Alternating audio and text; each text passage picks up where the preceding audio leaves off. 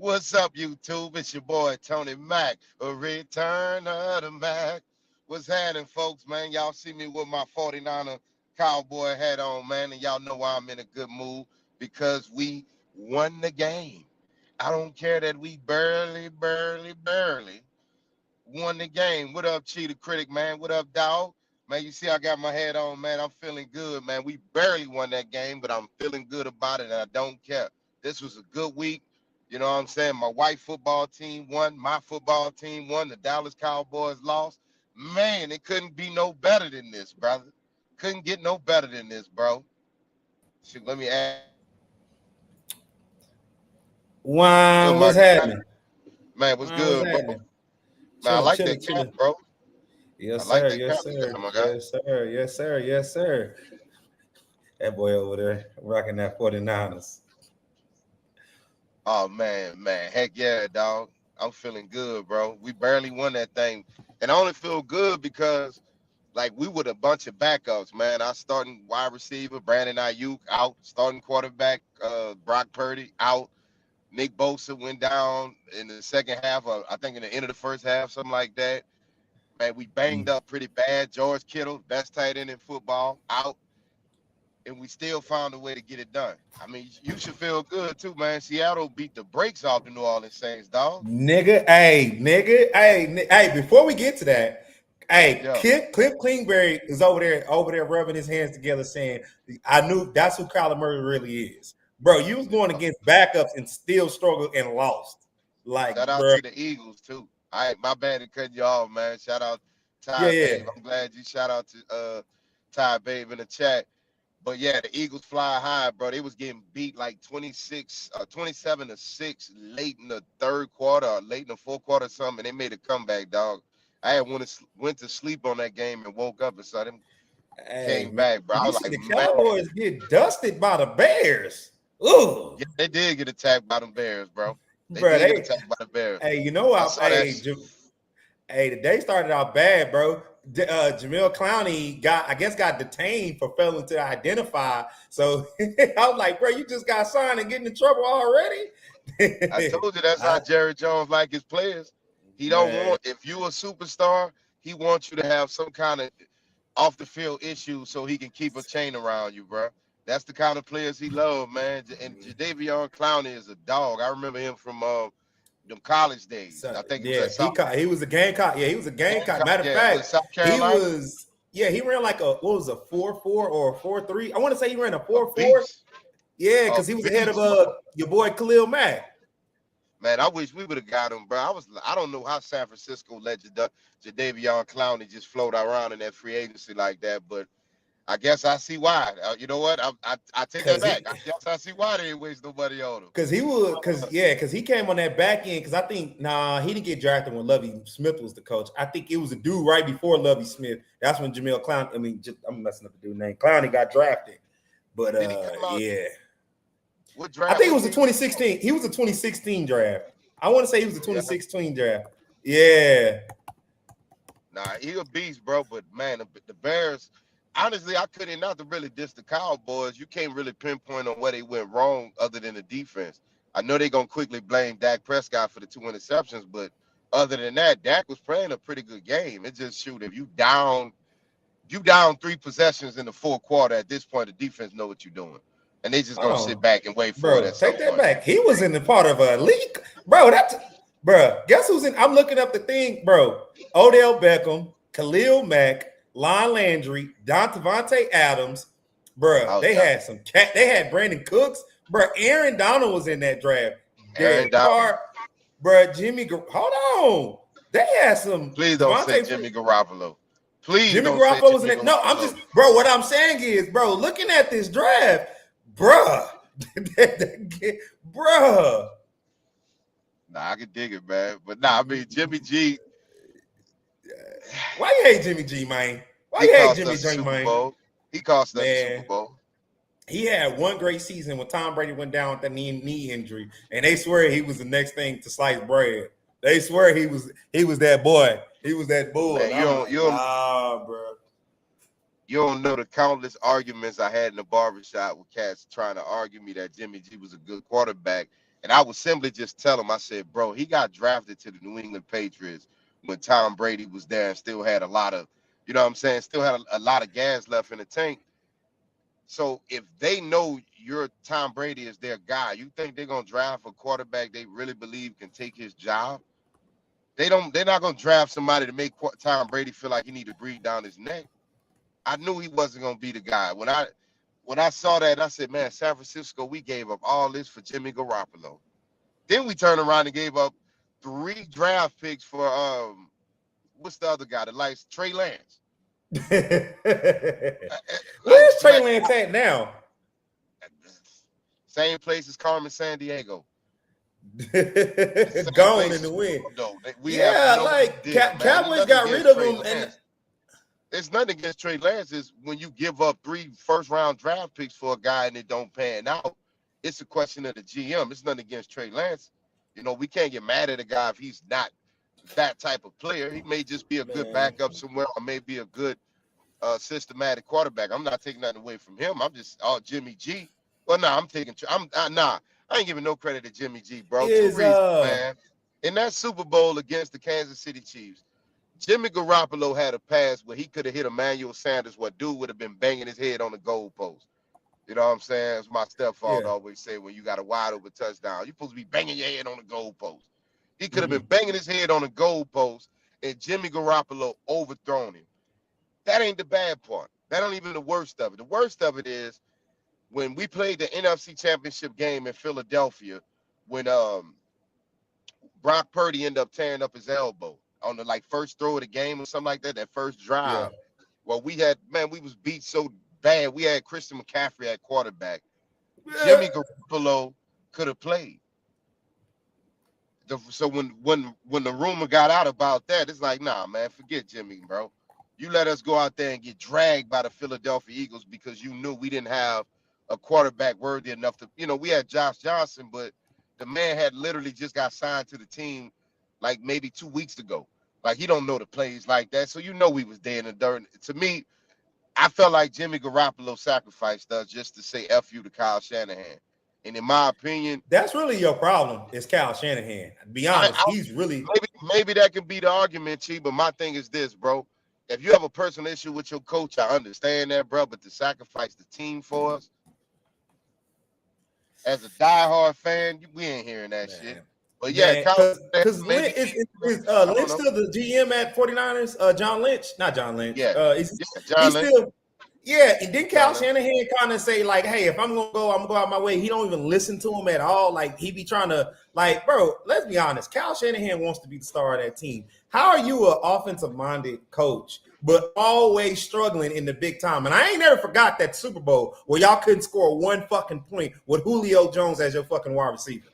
Talking about the Falcons when he was the remember he was the OC, but everybody else, Sean McVay went on to win. I'm just saying, how is Kyle Shanahan an offensive mind? But I don't know if he gets too pretty or he wants to be that claim of, I'm such a guru, I want to do it with lesser pieces. Because I'm like, bro, you had a top-tier defense, all your runs to the Super Bowl, and you couldn't scratch worth a lick to go score a touchdown. And your defense was doing their job. For the most part, they were doing their job in the Super Bowl. And it's like, I don't know, like, he can't draw up a play to save his fucking life. I don't know, man. To me, I always said Kyle Shanahan was a great offense coordinator because he's good at play calling. Because to me, he made Brock Purdy $160 million man, in my opinion. I always agreed with Cam Newton when he said Brock Purdy is a game manager. But I think people take that negative. They don't understand that when you have a head coach like Kyle Shanahan, that's probably the type of quarterback that you need to win a Super Bowl, is someone that's going to be game manage or be systematic. I do think Brock Purdy may be a tick above it, because there are moments where he showed greatness, but there's also moments where Brock Purdy throwing the double coverage or he's trying to do too much where it's like, hey, bro, you should have checked that down, or hey, man, you should have just ran with the plate. So the success he had with Brock Purdy, I got to say he's a good play caller, but it's always been a question to me of, in situations, he seemed to fold. like our last Super Bowl. When I'm saying our, like I'm part of the team. Ain't that how a fan be? But the last time with the 49ers, we were in the Super Bowl. I still slid that in there. The last time us 49ers was in the Super Bowl, the way we lost to Kansas City, how we couldn't even we didn't put up another touchdown the entire second half. He didn't use Christian McCaffrey the entire third quarter at a time where Christian McCaffrey was easily the best offensive player in football. If not him, maybe Lamar Jackson. But you didn't use him the entire third quarter when everybody know he was the bread and butter of our offense. And it's like in certain moments, it's still a question of, does Kyle Shanahan makes the right decision? Now, I got to give him a little credit because today he did. Before y'all, the 49er gang, get on my case about it, he handled business, man, with a backup quarterback, all the injuries we had, especially on offense, man. You losing your starting a Pro Bowl wide receiver. You losing a tight end like George Kittle and Mack not being 100% without Brock Purdy. For us to come away with a victory against a very good Arizona Cardinals football team, I think Kyle Shanahan is doing a little bit better, but it's still always going to be a question of it.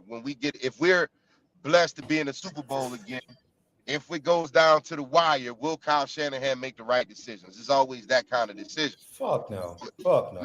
Fuck no. The Atlanta, got too many. on the other hand, I do want to give him just a little grace that nobody never thought of. One, I still believe the NFL orchestrated that Super Bowl for Tom Brady to come back and win, because at that time it was always a discussion of who was better, Tom Brady or Joe Montana, right? Who's the GOAT at quarterback, Tom Brady or Joe Montana? And Tom Brady had more range, had the stats. But people would say Joe Montana's 4-0 in the Super Bowl. And also, Joe Montana has that moment where the 49ers were down, where we looked like we're about to lose this, and he came back and won. Tom Brady never had that moment. So being down 28-3, coming back to win the Super Bowl, now gives Tom Brady that moment. But that's just my theory. Let's go with fact. Now let's go with fact. If you down 28-3, I'm sorry, if you're up 28-3 on the New England Patriots, how much blame does it go to the head coach of the Atlanta Falcons to blow a 28-3 lead late in the third quarter? How much blame is on him? Because I'm looking at it as this way. If I'm the offensive coordinator, I'm going up against Bill Belichick, who always going to have the top defense in football. And I'm on his ass 28-3 quickly. I'm on his ass 28-3 quickly. The defense coordinator, he on his ass too. It's 28-3. Head coach. Dan Quinn. How much blame do you get for blowing a 28-3 lead? That's just my theory. I'm sorry, that's just my theory. I still could be trying to make up some bullshit to defend my head coach, but just my theory. Bruh, Shanahan been the coach over there for what, 6-7 years now? Yeah. Yeah, bro. It's time to move on. You ain't gonna win a Super Bowl, brother. We probably ain't gonna win a Super Bowl, but it's hard when you look at the fact that he's been to two. Let's be honest. He's been look at it this way, T. He's been to 2 Super Bowls and I believe 4 NFC championship games. The moment you cut him loose, he's getting picked up. If he's anybody not named last name Shanahan, does he get the grace? Yeah. If you look at it, I think that might be his clutch, is the fact that he hasn't won like his father. I think that's like the same thing dealing with the Dallas Cowboys. Just a little grace to them, because I always talk my trash about the Dallas Cowboys, but one of the things I look at that they're going through with Dak Prescott, who's statistically the greatest Dallas Cowboy quarterback of all time. However, when you go into a team that's won 5 Super Bowls, we want the money, we want the rings, we want the jewelry, we want the trophies. So the same thing with Kyle Shanahan. When your dad is Mike Shanahan, a Super Bowl winning, 2-time Super Bowl winning head coach, it doesn't look good that you keep coming up short at the big moments. However, he's still shown he's one of the best coaches in football, bro. I can't deny that. And yeah, I cuss him out almost every Sunday. I cussed his ass out almost every Bruh. Sunday. However, I Tim can't deny Harbaugh he's a led good them coach. scrubs to a Super Bowl that they should have won. They wasn't scrubs. Take that back. They were the better team in that Super Bowl. Let's just be honest. If them lights didn't go out, 49ers, and I'm not a 49er fan, but let's be honest. They was ready to get rid of Tim Harbaugh. Well, they got rid of him 2 years after that Super Bowl. Bruh, Dougie P, he won them castles. They first Super Bowl, he was gone in 2 years. So he won them a Super Bowl, and now he in well, I don't think he in Jacksonville no more. So Yeah, Tim just getting Harbaugh there in should San not matter. Diego. I LA, I'm know, sorry. but no, Oh, I'm just saying Harbaugh led them to a Super Bowl, which I felt like he should have won, but we can have that conspiracy theory thought another day. But they got rid of him 2 years later. I'm looking at Dougie P, who won the Eagles their first Super Bowl, and he was out 2 years fucking later. So getting to the Super Bowl, I'm sorry, you can't tell me that him getting to the Super Bowl is better than most coaches, because I'm like, well, there's coaches who won it, and if I just want to narrow in, there's a coach who got him there, and y'all were getting rid of him 2 years later. Now you can say it was the whole Colin Kaepernick thing. Patrick Willis then was retiring early. I would never know. I would never know what's going on with that. But I'm just saying, I think Kyle Shanahan benefits because who his daddy is. Because you never really hear him on a hot seat. Like everybody else is on the fucking hot seat besides him. And I'm like, come on, man. Why is he not on the hot seat? hey, I'm ready to admit, bro, that the Ravens was beating the shit out of us until they cut the lights off. But we did make one of the we almost had one of the most historic comebacks in Super Bowl history. But I'm gonna be honest with you. Once I saw Colin, when I look back at it, I'm like, Colin Kaepernick with all these sleeve tattoos on and stuff like that. I don't think the NFL would want that image as a face for the children, because it's not that it ain't cool and it's not that it ain't marketable.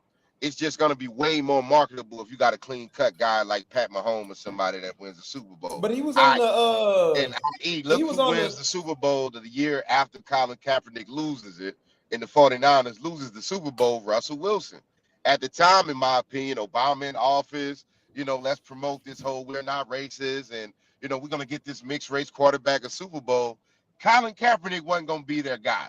Now, Russell Wilson, on the other hand, he's clean cut. He's black. He's white. He's gonna do the right thing every time. He's gonna do the right thing every time. You know what I mean? And they got Marshawn Lynch, which if they would have used, they would have had 2 Super Bowls back to back. But I'll say this about Kyle Shanahan, just to devil's advocate him a little bit. Mike Tomlin. Now, Mike Tomlin is a Super Bowl winning coach, but after that one Super Bowl, what has he done lately? Oh, I'll give you that. But the point I'm making, what I'm saying with Mike Tomlin is he's a great coach, bro. In the moment Pittsburgh let go of Mike Tomlin, somebody gonna be on the phone immediately. Same with Kyle Shanahan. Yes, I won a Super Bowl. Yes, he's coming up short. I agree with that. However, a coach that good, you give him a little, you're going to give him a little leeway. But I understand the Shanahan name does give him, maybe that's probably what got him the job, bro. But if we looking at his numbers, he's one of the top coaches in the league, bro. And we lost to the Kansas City Chiefs twice. I'll say this about Kyle Shanahan, Mike Tomlin. Granted, the Steelers organization, I think historically only had 3 or 4 coaches in their whole history. Yeah. They only had 3. I think Mike Tomlin for 80 years and only 3 head coaches. So with that being said, they are what these new people say. When they love hard, and they loyalty hard. Now I will say with Mike Tomlin, and I'll just say this: some of them teams that he was leading was nowhere near some of them teams them 49ers had. Let's just be very clear. Once they domesticated Ben Roethlisberger, he was never Ben Roethlisberger again. Then giving the lady out back. When have we had a quarterback as good as Ben Roethlisberger in Kyle Shanahan's era as a head coach of the Niners? Now we had some fire defense. We had some great weapons. I can't deny those Super Bowl years. The last Ben Roethlisberger retired 4 years. The last 4 years of Ben Roethlisberger, or right now with Jimmy Garoppolo and Brock Purdy? Who would you choose? You would choose them out of, I said that wrong. That Ben Roethlisberger that last 3 to 4 years, or Jimmy Garoppolo and Brock Purdy? You would Hey choose man, Jimmy Garoppolo. are you gonna answer my question first? What's the I question, asked you. my G? The question was, when have the 49ers under Kyle Shanahan had a quarterback as good as Ben Roethlisberger been under Mike Tomlin?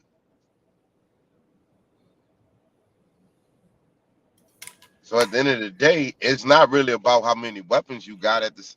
You still got to have somebody under center that's going to do the right thing.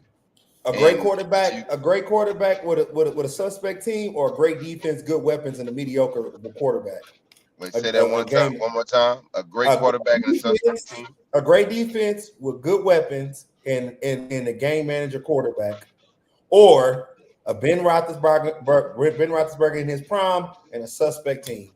I guarantee you that 49 team, that defense with them weapons, because the 49ers always had a defense, good weapons, and just a mediocre quarterback. I don't see at this point y'all can just coach the game to right. Like Ben Roethlisberger can't go out there and run all them goddamn games, even in his prime. That's the thing. Like, I agree with you when you say that, though. But when Ben Roethlisberger won the Super Bowl, they had a hellified defense. When has the Pittsburgh Steelers not had a great defense? And that was what, 2011? Well, yeah, that was 2011 because Palomalu and Larry Fitzgerald was on the cover together. Right. So no, I mean, I understand the point you was making. Yeah, I think more than likely you probably have a higher chance of winning a Super Bowl if you have a game managing quarterback and a great team around him. Great defense, great offense, great weapons around him. Yeah, you got a recipe of winning a Super Bowl. However, under Mike Tomlin, when Ben Roethlisberger was doing his thing, when they won a Super Bowl, Ben Roethlisberger was on the come up. But when they lost to the Green Bay Packers, they had a great defense, a great running back, and they had Ben Roethlisberger in his prime. We never had that. And when we were on fire, like when Brock Purdy did his thing in his breakout season, he ran into arguably the best quarterback in football, Pat Mahomes. So I can't knock what you saying. It's just when you actually see how it played out, and it's like, okay, let's look back at history. Mike Tomlin. Okay, Mike Tomlin never won a bunch of Super Bowls, but who was in his way? Bill Belichick.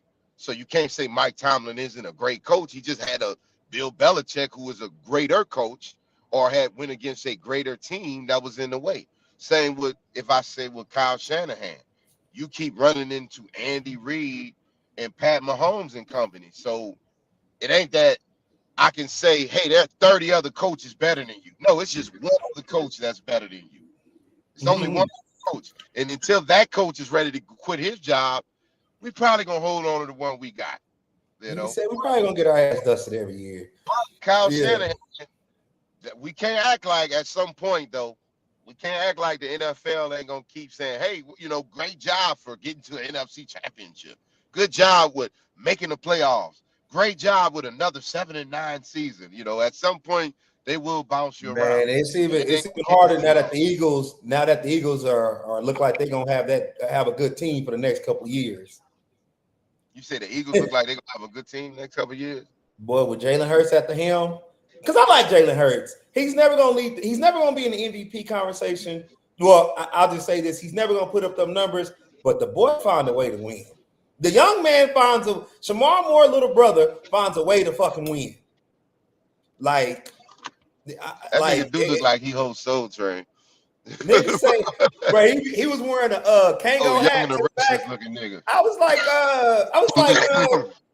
nigga, you the ultimate light skinned nigga, bro. You playing quarterback and you look like a model. I was like, bro, come on, man. I'm vicariously living my hairline dreams through Jalen Hurts. Trust me, that's how my waves used to be busting. Man, he a true Texas. Hey, you can tell he from Texas, boy. He got that true ball fade, boy. He got that high and tight. He don't rock a drop. He rock that high and tight ball fade. I said, boy, he a true Texas. He a Houston nigga for real, bro.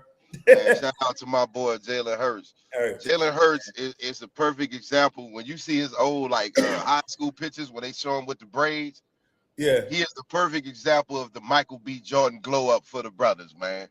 He's the perfect example. Back then they didn't want me, now I'm hot. They all on me. You know, Man, shit, I was back like, then they didn't want me, now I'm it's hot. They still don't it's want me. crazy. That's what you would want Dak to become, a fourth rounder, second rounder, who literally is just a winner and a champion. I'm not knocking Dak. I'm just saying, like, I just like, man, I never seen some, and because I was a Carson Wentz fan, like, let's be honest, I was a Carson Wentz fan.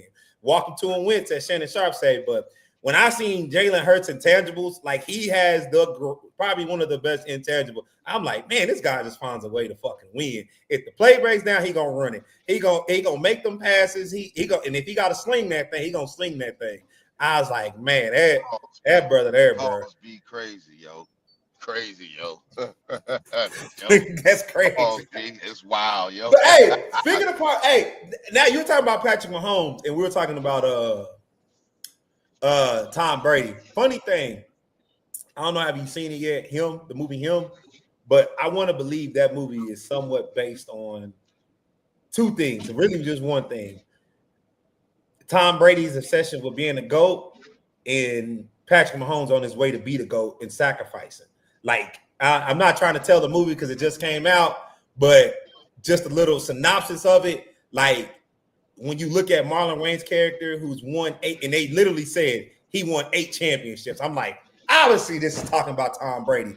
And it's like, and you look at the young dude, and, bruh, when only thing that really saves him and Cam is one thing. You can tell that Cam had a family, and Marlon Isaac didn't have a family. And I'm not saying that Tom Brady doesn't have a family because you always hear about his dad, but you only see his dad. And I'm like, damn, that's crazy. Because Isaac, that, you know, that's what Marlon Pay talks about, how his relationship with his dad, where Cam, his dad is in his life, but his mom and dad was together. And his dad had him watching Isaac, which is Marlon Wayne's character. And I'm like, you know, they do it in 7 days. He got to train with him 7 days. And it's kind of based on the Bible. It's basically he had to go and live on Marlon's house or something.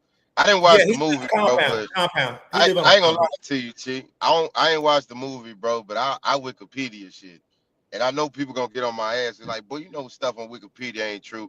That may not be true, but it gives me a little bit more info, at least on movies. It's typical. When I read the storyline, dog, to me it seemed like Jordan Peele was low key talking about Michael Jordan's relationship to LeBron.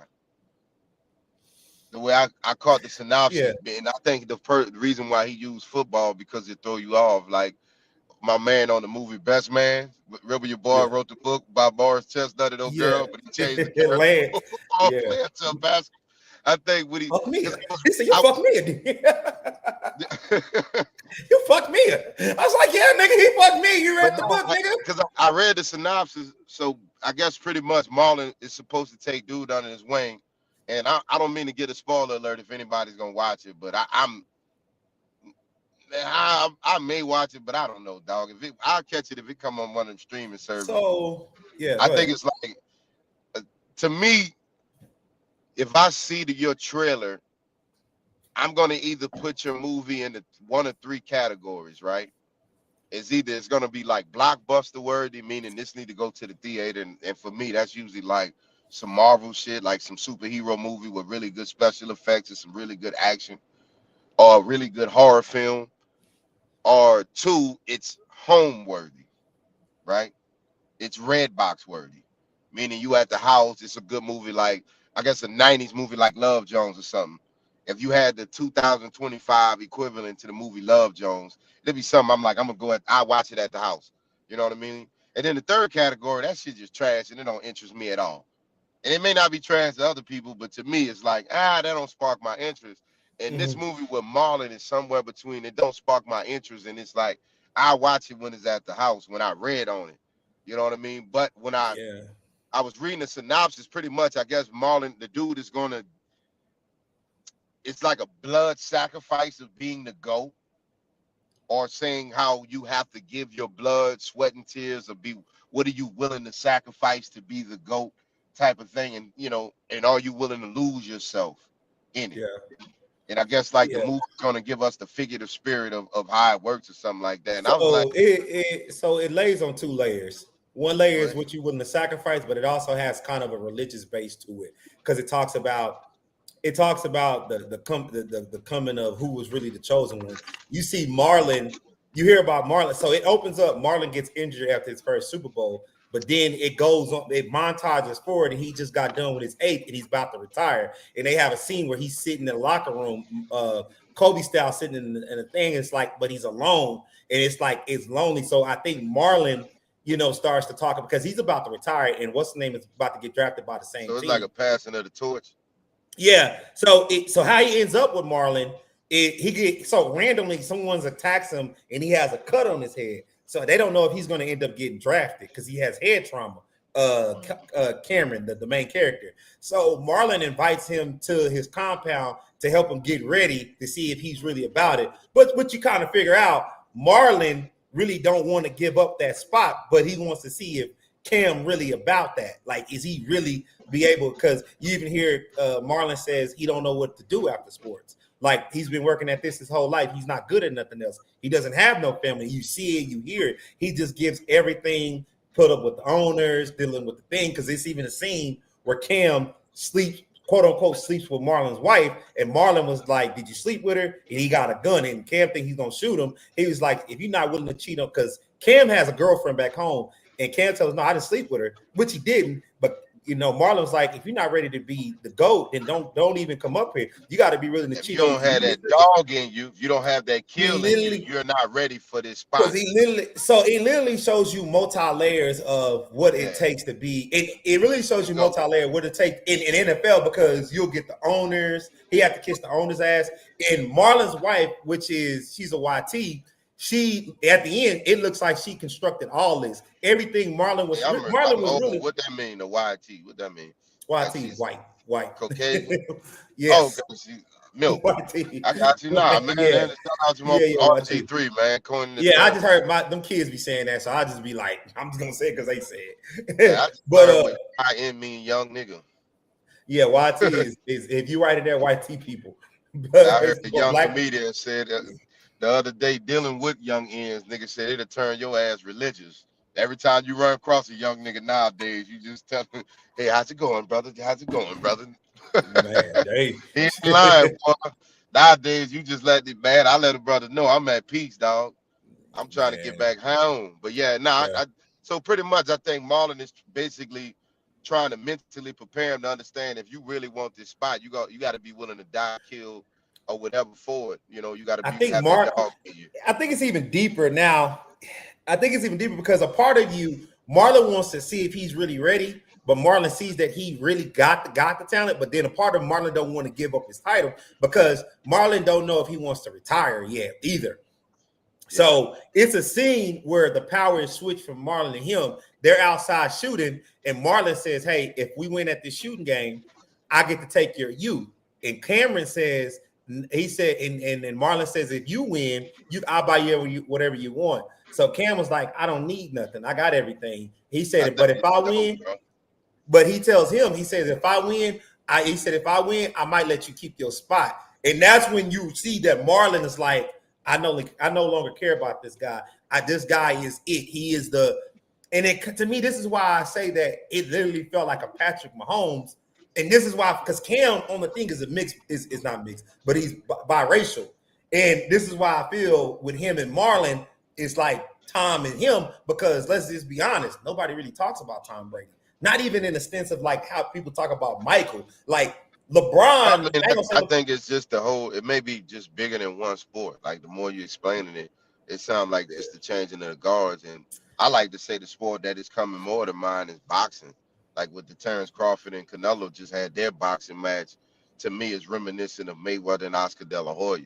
Like, yeah, I want you to be able to step up and be the man if you can take my belt and be the man. But if you can't, you can't. So let's see if you could. And you can tell Canelo is a lot more respectful and gracious with Bud and understanding, like, hey, man, you know what? Maybe I lost to the guy that's supposed to carry on the legacy of boxing, and it's okay. And that's okay. I can live with that. But if I go out there and I beat him, let's say he would have went out there and he beat Bud, then all right, then you wasn't ready. It's up to the next guy. So I just think, just generally speaking, you have to have that mentality if you want to get to the top in some degree of, I'm willing to do whatever, whenever, however, whatever, man. But shoot, you the critic, man. I saw on your Instagram, bro. You broke down a lot of our '90s movies, bro. A lot of the Mhm. stuff that we grew up and loved, man. What I seen Poetic Justice on there. I seen New Yeah, York no. City. I Yeah, no, seen I'm just what No getting Doubt, it. Dirty Shame. That's my top five. Right now, I'm currently working on some what happened to good action movies, and me and you've talked this in private about how I feel, and I got this real theory that because the action star is too goddamn good looking, this is why Yeah. action movies nobody's going back and rewatching action movies. There's Now I don't know if these data is right, but I did see on Reddit that they were saying that the decline of people going to rewatch a lot of action movie is there's a decline of people rewatching. So you have a lot of these movies, and this is really today's movies, outside of Sinners, is really starting to change it around. A lot of people are not going to go rewatch some of the big bangers outside of the Marvel movies because you have to follow on. But nobody's going back to even the last Batman that came out 2 years. A lot of these, nobody, even the most recent Marvel, nobody's going back. And I have a real theory on why that is, and I'm putting it together. But like, bro, your actors are too goddamn good looking.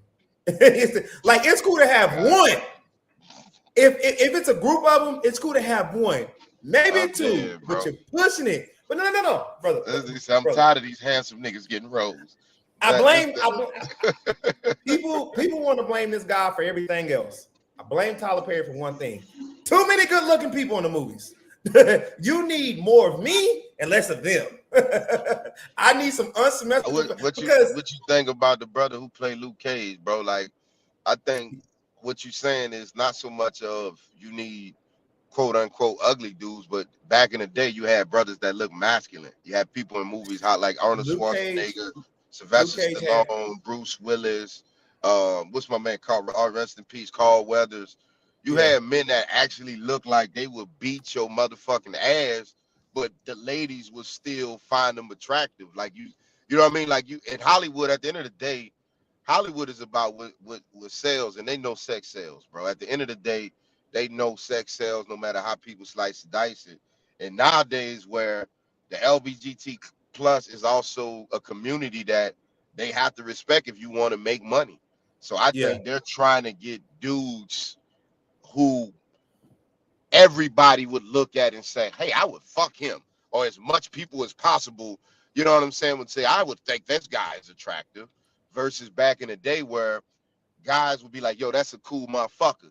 I like how he kicked motherfucker's ass. You know, we ain't on no, hey, this nigga's yeah. attractive. We on some, hey, yeah, man, I like watching motherfucking movie, nigga, motherfucking Steven Seagal and John Claude Van Damme and that bitch kicking ass in this motherfucker and shooting up shit.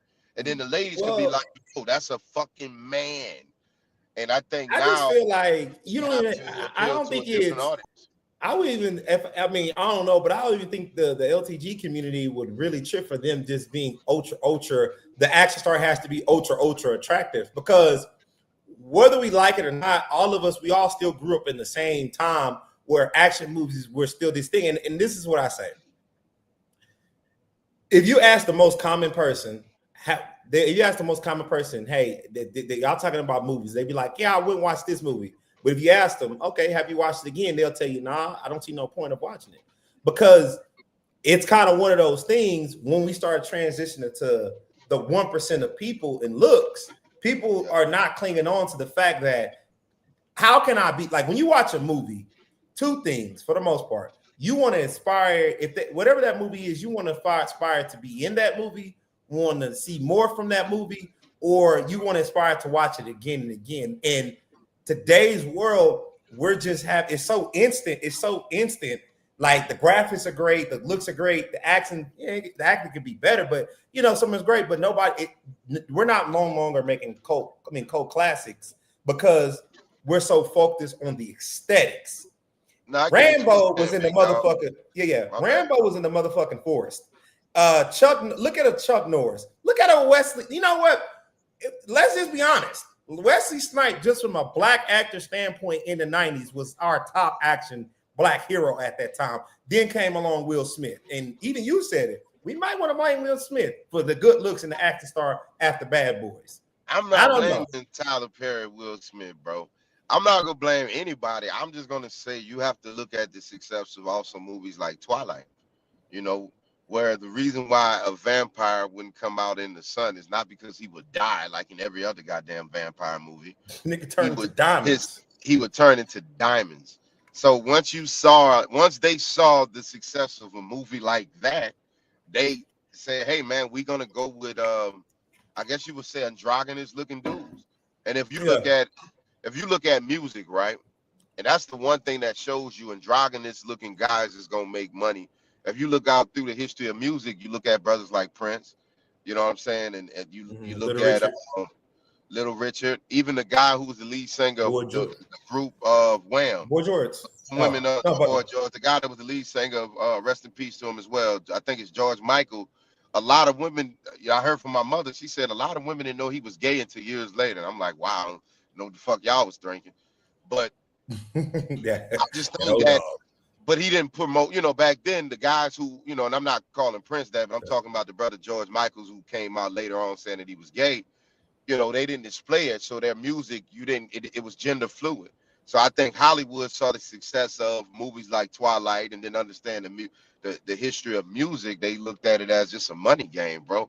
I don't even think it's that deep no more. It's just the fact that Yeah, movies, not it's to me, bro, it's no longer good stories. It seems like this shit is now fucking social commercials now. It's just an hour and a half of commercials, and we're just trying to represent every fucking body so you can feel like, hey, this is a group movie because they said some shit we represented.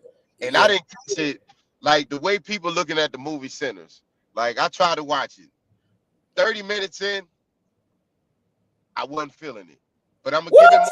more time, y'all. I'm gonna give him more time. Forgive me. I'm gonna give him more Man, that time. movie's so good. I forgot that it was actually a fucking But vampire movie. But see, that's and I think that's my reason why I didn't like it because I want to watch an actual vampire movie.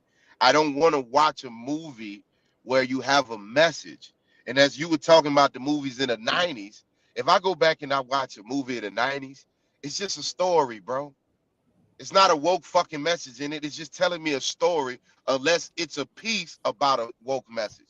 Yeah, if I'm Well, watching a movie on Malcolm X, I know this is a woke message. If I'm watching a movie on Braveheart, I know this is a woke message. I get that. But if I'm watching fucking Love Jones, it's just a love story. You know what I'm saying? If I'm watching Boys in the Hood, I get it's supposed to be a message. I ain't mad at that. But if I'm watching Indiana Jones, Temple of fucking Doom, don't stop for the moment to show me when black people need you to show us some love, or gay people need you to show them some love, or women I need you to agree. show them some love when the movie is just about a motherfucking crusade. I'm just want to enjoy the story. So when I'm watching Sinners and it's supposed to be about vampires, I'm liking the movies. I'm like, yo, I credit to Michael B. Jordan for coming up with the, doing his job with the dual characters of Smoke and Stack. Also, I want to give a sidebar to people who don't know.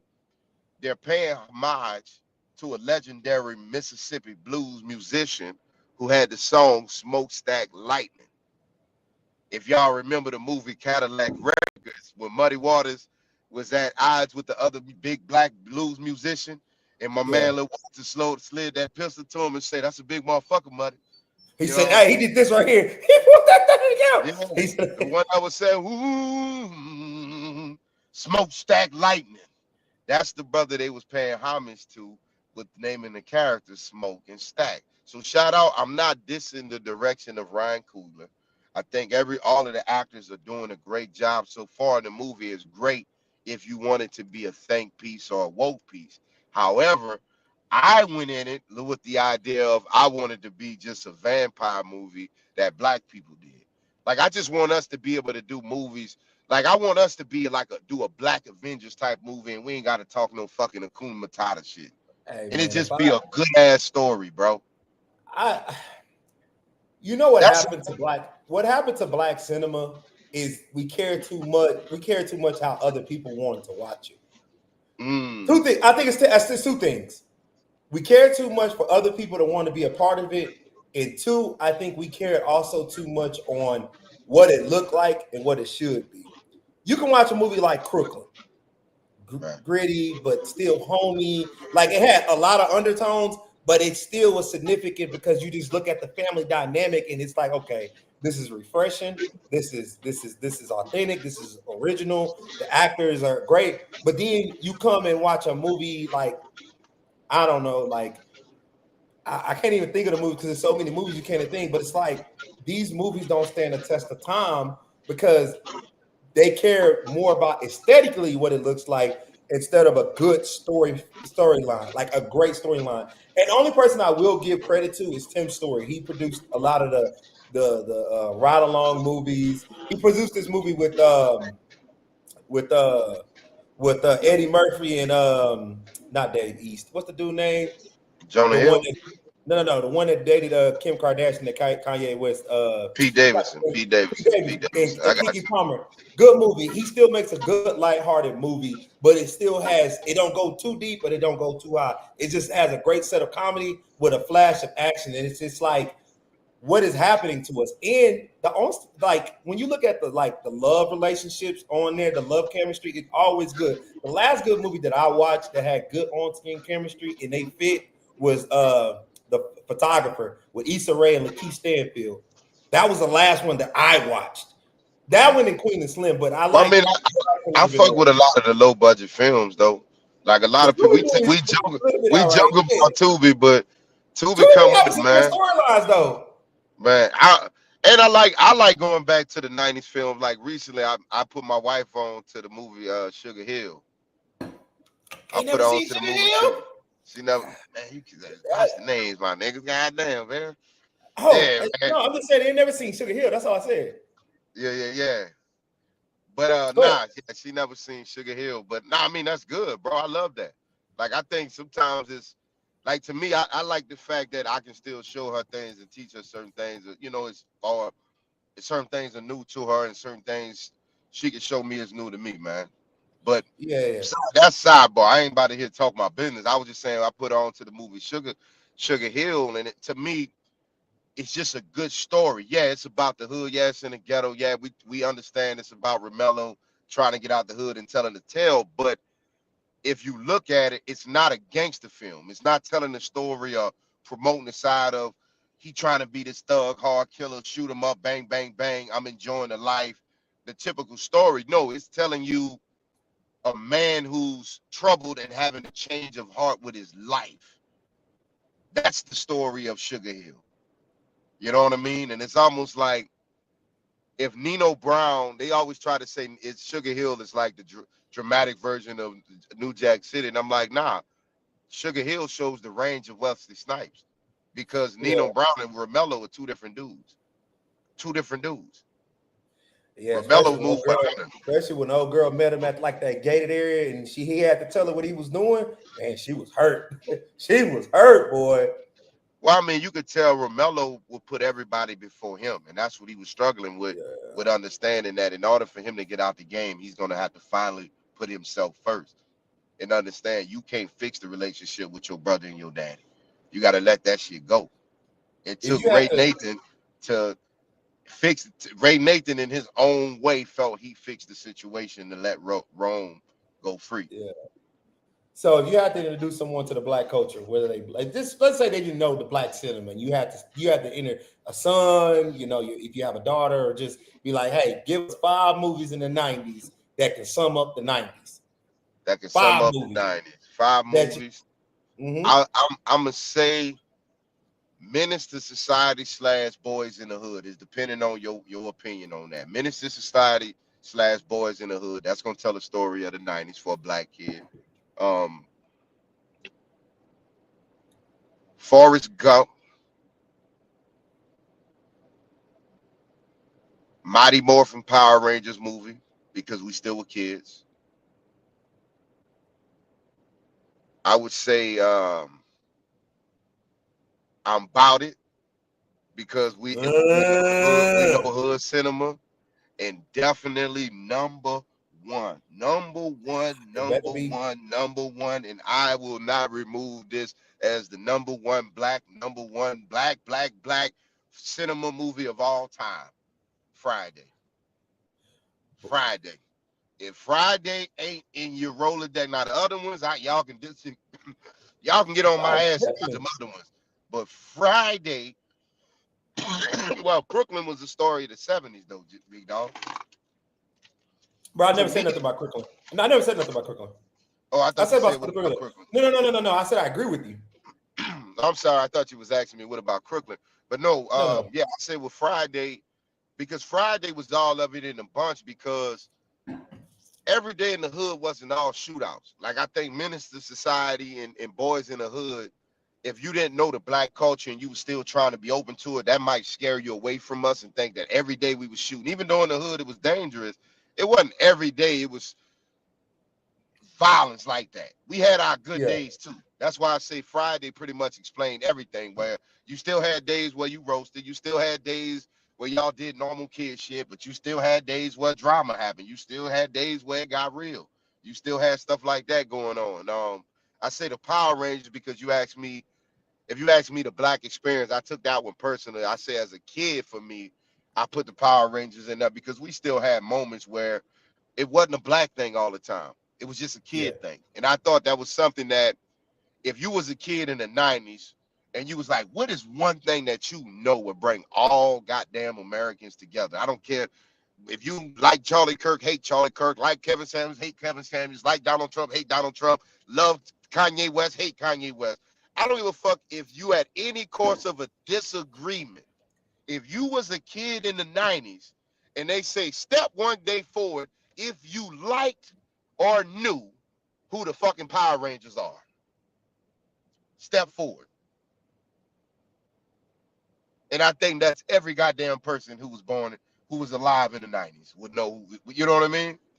That would be the one thing that's like, well, all y'all motherfuckers come together now, you know what I mean? But I'm saying that to say, in the 90s, one thing about black culture, we was very prideful to be black, but we didn't have this need to just be so separated 100% like that, even though you still had shit like Rodney King and all that stuff, type of stuff still going on. You still had NWA, you still had Tupac, you still had Ice Cube and all those guys still in Public Enemy that spoke out against being the resistance. You still had that, but at the same time, everybody still loved without the other movie I put in there, Forrest Gump.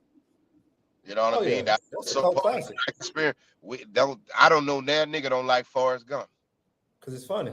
That's one thing about black people. We're gonna find funny out of nothing. That movie was not meant to be funny when they wrote it. So I think I'm gonna try to say, if I can remember it all back and forth, Boys in the Hood, Minister Society, because they the tip of the top that represent the hood life. If I didn't put Love Jones, I want to put that in there because that represent the love life of black people. And I say Love Jones / Boomerang because both of those showed us as regular black people, which represents the majority of us.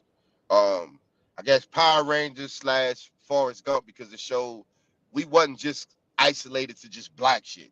America was a little bit more coming together.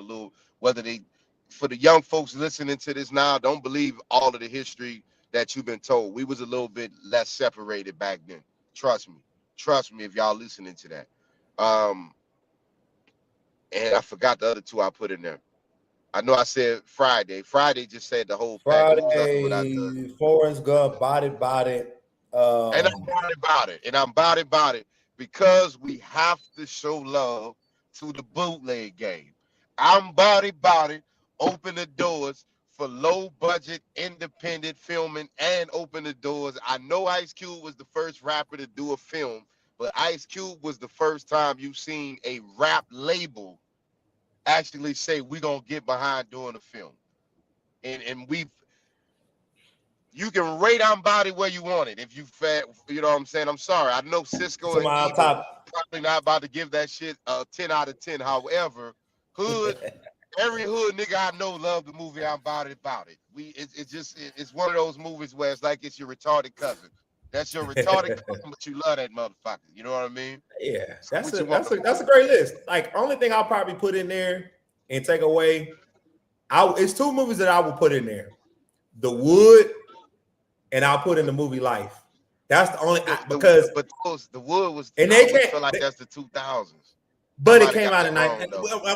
It came out in 99. But I'm giving it the totalities of the 90. Yeah. And I would put Life, even though I think Life came out in 98. I just feel like if we was to go to a black cookout right now, and they said count how many times somebody's going to repeat something from you can't.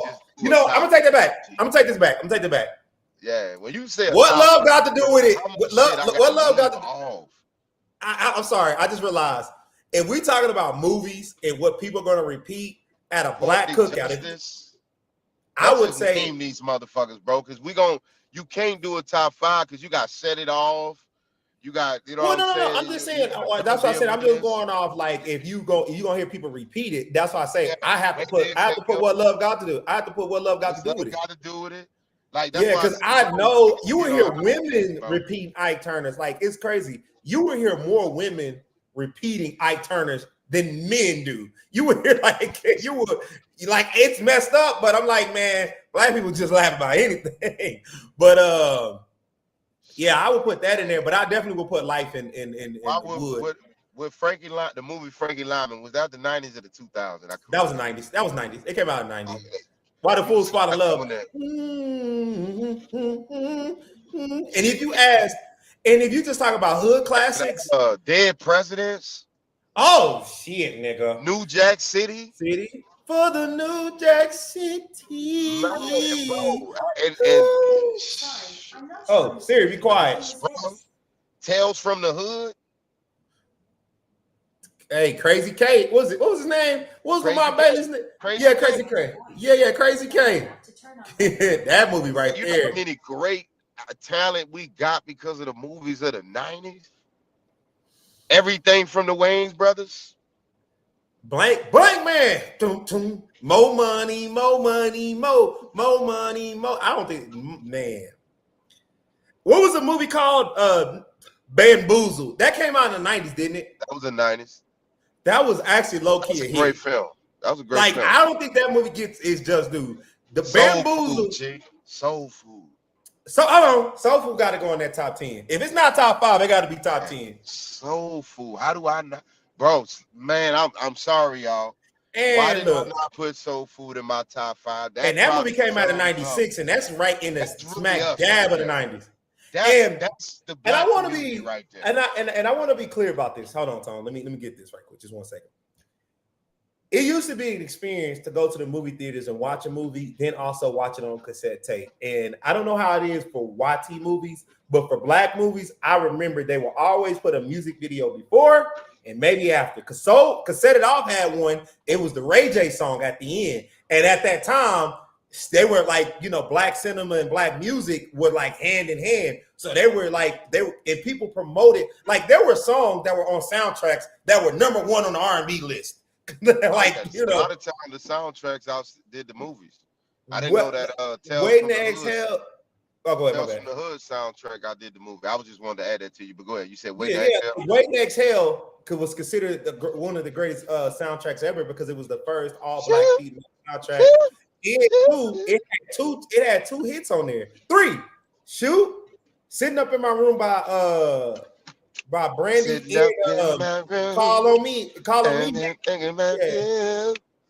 I must confess. Like them hits. You talking about the one with all the ladies come together. Yeah, but it was the first all black. Yeah, it was but Soul Food had hits though. That's why I thought you was going, boy. No, but they did because Usher and Monica redid that. What song was that? It was on there. I forgot. I love. And it starts, man. When I say those beginnings were so epic with those, like they had the little montage where they was just looking at everybody's picture. I'm like, man, you can end the movie right now, nigga. We done. They had that Drew Hill on there too, talking about them and the nigga argued. The song about marriage, boy, that him and his lady. Oh yeah, I care for it. Brown. So I've been in love for a time or two. In the end, I still chose you. No one could ever make me feel this way. Hold on. Cause it's killing me. Oh, what I'm going through. Somehow. Okay, I'm sorry. But nah, speaking of that, that's not even the best song on there. Like, well, Mama's gonna probably be the best song. But I Care About You. I Care About You was the greatest. Was the greatest. That man Mouse was trying to tell Terry, I love you. Girl, I care. Boy, I didn't listen to that song in many heartbreaks. I don't know about you, brother. I didn't listen to that song on many heartbreaks. I'm there for you. I used to listen to Brian McKnight until Tyreek Nasheed started making fun of niggas. And I was like, thank you, Tyreek Nasheed, for being a big brother I needed to know. Don't ever listen to no damn Brian McKnight when you're going through it again. Brian McKnight, brother, we gotta making terrible decisions. Calling a chick, begging to get back, then calling her back, cussing out that shop machine. They say they don't like them older dudes. Them dudes in the 90s, they was out there begging. They was begging. Begging, baby. Baby, I'm begging, begging, baby. Begging, baby. Hey, the crazy thing is, boy, that boy Casey JoJo was horrible. We singing niggas sing. They sung what we really was feeling though, bro. Because you wasn't a lot of times you probably had your pride is gonna almost sometimes stop you from saying what you need to say, or when you say it, you're gonna say it fucked up. Like if you ever said something to your girl and you just thought it was gonna be romantic or it was gonna be some shit so she can understand how you felt, but it you know what I mean, without hurting her feelings. But when you said that shit, it pissed her off even more, and you ain't realize it till you came back and played it back in your mind. You know what the fuck man, I can tell you personally the most. When in those situations, I just let R. Kelly tell her. I let R. Kelly express it how I feel because he gonna say it the way I'm feeling, bro. Hey, R. Kelly got a heartbreak song and try to get your girl back song. That note, man, he got a thing. I didn't mean it. Boy, I sent that to a chick one day, man. I wanted her back so bad, and I sent that song to her. Should have sent her the remix. I don't mean it. When I'm hollering at you, I don't mean it. When I'm arguing, I don't mean it. You heard that nigga say, I went to church this morning. Hey, man. He has a catalog that can explain anything you going through with your old lady. Whether you cheating, trying to get back with her, trying to get an apology, if y'all get married, if you trying to propose to her, you mean her brothers, you mean the uncles. Hey, his catalog, if they say, hey man, name one person's catalog that you can use for the rest of your life to get out of situations or explain what you got going on. R. Kelly can't get out of his own situation with it. R. Kelly. He said, I wouldn't want to be in prison singing some of them songs now. We love R. Kelly. That is the GOAT, bro. And he's the king of R&B. And I hate that they try to challenge his throne. To be honest with you, bro, R. Kelly is that dude. But if we speaking on 90s movies converting to the R&B, almost every 90s R&B singer truly was honest enough to say how we felt. And a lot of times, bro, if the lady really cut for you, if she the one that really love you, I think all she want to know is that's just how you feel. She just want to know the way that them niggas is explaining it. Okay, this how you feel. You know, you really love me. You really cut for me.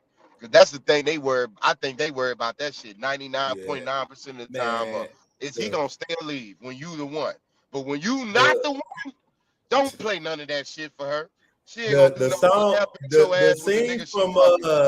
scene from Thin Line Between Love and Hate, when Mark was going over there to try to get Mia back and her friend was cop blocking, and he was like, what about the clothes? And he said, I want none of this shit. And you can tell at that moment, man, I still love this man. That Mia still loved Marcus.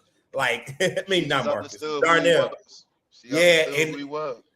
Hey, but bruh, I suggest none of y'all go do that, because you pull up on a chick now, her and her friends, some YNs, they gonna shoot you. Man, before you go. Tito, looking back at that movie, A Thin Line Between Love and Hate, bro, the real villain in that movie was Martin. I used to blame Brandy the whole time. The real villain in the movie, A Thin Line Between Love and Hate, was Darnell. Hey man, if he would have left, if he would have let the woman go about her business, and she told him, he would have been in none of that shit, dog. And for years, I used to be like, nah, nigga, I'm Tony Mack, bro. Nah, that Brandy was tripping. Brandy was this, that, and the third. Brandy was crazy. Brandy, yeah, was this, that, and the third. But But she didn't come Brandy looking for told you. you You from came the fucking with her. she was not trying to fool with you, dog. And not only did she fool with you, you lied to her and manipulated that woman. And to me, that was the part where it was like, yeah, it went all bad, bro. So looking back at it, Martin really was the villain in the movie, Thin Line Between Love and Hate. There was a And he was lot of giving us people game. that we He overlooked was that was giving the us villain. game. Like, let's be honest. Yvette and Jody's mama were almost the villain in that movie. Now, You feel me said on Yvette? this. Okay. Yvette, and feel me on this. Why is his mama the villain? Melvin, you got mad at Jody. You and Rodney was really trying to tell Jody to grow up. But Jody just not used to niggas telling him that. But I'm like, you look at his mama, right? Just look at how she really treated him. Like, bro, you made him that baby he is. And you used Melvin to kind of kick him out when you could have just really just had, I ain't gonna say be a better parent, but you look how your style and how you do things. Now, Yvette, she was just foul. Because I'm like, bro, you was willing to call his probation officer if he didn't leave your door. But Rodney was able to get out of jail on parole and get parole to your house, and you never once called. I want to know this for sure, and I don't know this for sure. 100%, Rodney probably. How Rodney you gonna probably up and do this now? Why you let that nigga in your house? Hey, bro, and look, bro, he had all of, and that boy Rodney was disrespectful. He was smoking big weed, had the homies over. At least that Jody didn't have Petey over there. He had all the homies up in the living Who room. this is on the phone? This that nigga Jody, on the phone dealing with my business. buku. And I'm like, bro, she was just stressed out. Bro, y'all telling me that y'all thought that was okay when he was cheating too. I'm not saying he wasn't, but we just gonna say this, bro. Rodney had to get approved to get paroled over there. So with that being said, Rodney got out and was clapping them cheeks, but then she probably realized I really want Jody back. Because the story y'all not telling is why did her and Rodney not work out? You just a baby boy. You not the real McCoy. Why you out in these streets?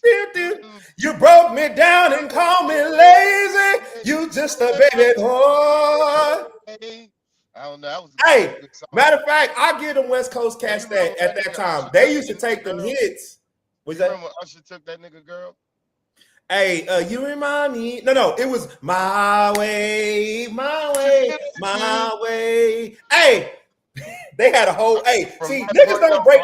Like Tyrese let every one of us dark skinned niggas down. From that point on, Tyrese let us dark skinned. Remember yesterday we was talking about cats don't do it like they used to. Now everybody want to shoot. They actually got out there and danced. That's wild, G. That's wild, G. Pause, B. Pause, B. Bro, listen, they actually got out there. Pause. But they actually, bro, listen, bro. Because I'm about to go. Bro, they actually got out there and danced for the love of that woman. I gotta you go watch that video. I was like, man, Tyrese, you can't even dance like that. Oh my God. Usher, you wrong. Hey, bro, rest in peace to the dead. Tupac is the GOAT. I ain't got nothing to say about Tupac Shakur. But I got a lot to say about that nigga Lucky from Poetic Justice that left his homeboy stranded just for Janet motherfucking ass. I thought he got really. No, he stayed out her business because him and Regina King was getting into it, but he only started getting mad when he called when Justice. Janet told that nigga to get inside. When Janet told that nigga he need to get up there and fight for her friend, that nigga Tupac put that cape on fast in the motherfucker. I bet you the nigga Tupac. What? Hey, hold on, time out. What just happened? Hold on, but what happened like 2 scenes before that? That boy, hold on, 2 scenes just before that. They was out there in a rainy on that. They was getting Jason Lyric on out there in that goddamn band, them trees. That's why he put that cape on. He was like, boy, let's be honest. I don't care how player you are. Hey, it was Janet Jackson though. It was Janet Jackson. So if I gotta tell my partners to chill out, braids, nigga, with the dookie braids. back before the BBLs and the girl still was fine. But Regina Man, King, they bro, had a hit on there. Regina They King, had a I hit never. song. They had 2 hit songs on that. Go ahead. Regina King is so beautiful, bro. But she's such a great actress that I didn't recognize how pretty she is because of those roles she played so well back then. Like the role she played on that role made She me said, "You just want always to walk drunk." out She there said, "You and always drunk." She said, "I'm gonna bro. leave him for Terry." But nigga, we got to talk about the fact that you talking about what happened 2 minutes ago, nigga. We talking about 30 minutes ago when Lucky was telling that nigga you need to kick that bitch to the curb, and then 30 minutes later he had his homeboy stranded out Hey, nigga couldn't call an Uber or nothing. Hold on, there. fam. I don't. He was somewhere off the coast. And bro, think about this. This is the '90s when they was whooping niggas' asses. Like Lucky. My Hey, nigga Bishop would have never done that shit. My nigga Bishop hey, would have never done that shit, hey. dog. Time out. He threw his That's the brush. So only not only, character hey, that would have done that shit. not only his partner can't brush his hair because he threw his brush. I'm like, come on, man. Come on. Hey, boy, he My was nigga swimming in Janet Chicago, Jackson. man. Shout out to man, man. That Chicago to me, was wild. But Janet Jackson, she was so fine in that movie. Now, Q-Tip at the beginning, his ops was opping when he went to go get popcorn and soda. He got in the car and say, I seen them brothers from the mall. All he seen was Janet Jackson in the back seat, unveiling her unveil, and he forgot all about the ops being there. And them same dudes that killed him is the same dude that killed Ricky. They known for killing niggas in South Central. That's just letting y'all know that. play the same movie, the same motherfucking role. Like, And it's actually a theory out there to say that movie was John Singleton tied that movie together because of that reason. Because if you think about it, the same dude that killed Q-Tip at the thing, he was the same dude that killed Ricky. And when Regina King character was talking to Chicago, she was like, "When I get back home, I'm gonna get D-Boy and them to come whoop your ass." And they were like, she was talking about Doughboy because you remember she was on Menace to Society too. Not Menace to Society, Boys in the Hood too. Already dead by then, wasn't he? Huh? Wasn't he dead by then? Because on the killed a month later. But 2 weeks later, but they were saying that they were tying the movie together. Yeah, they were tying the movie together. Yeah. So because Regina King.